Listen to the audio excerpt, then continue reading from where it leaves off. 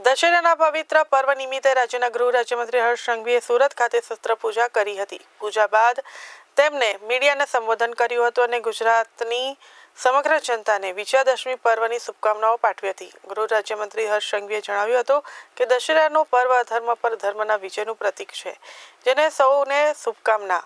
તેમણે માહિતી આપી હતી કે આજે દશેરા નિમિત્તે ગુજરાત પોલીસના દરેક યુનિટમાં શસ્ત્ર પૂજાનું આયોજન કરવામાં આવ્યું છે. અહીં વર્ષો જૂના અને આજના લેટેસ્ટ હથિયારો નજરે પડી રહ્યા છે. શસ્ત્રોની પૂજા નાગરિકોની સુરક્ષા માટેના સંકલ્પો સાથે કરવામાં આવે છે. તો ગુજરાત પોલીસના જવાનો આજે નાગરિકોની સુરક્ષા માટે ઉપયોગમાં લેવાતા પોતાના શસ્ત્રોનું પૂજન કરીને તેમની ફરજ પ્રત્યેની નિષ્ઠા અને સંકલ્પને વધુ મજબૂત કરી રહ્યા છે.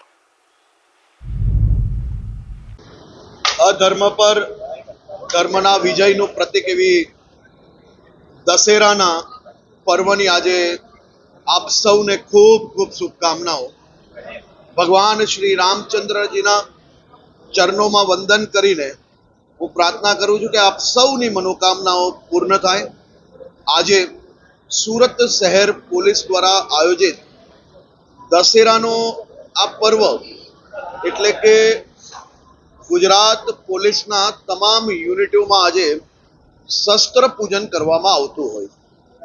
આજે સુરત શહેર પોલીસ દ્વારા આયોજિત શસ્ત્ર પૂજનના આ પૂજામાં ભાગ લીધો અને આપે જોયું કે વર્ષો જૂના શસ્ત્રથી લઈને આજના જમાનાના એટલે કે નવા લેટેસ્ટ ટેકનોલોજીના તમામ સાધનો જોડે સજ્જ એ ગુજરાત પોલીસના તમામ શસ્ત્રો અહીંયા નજરે પડે છે.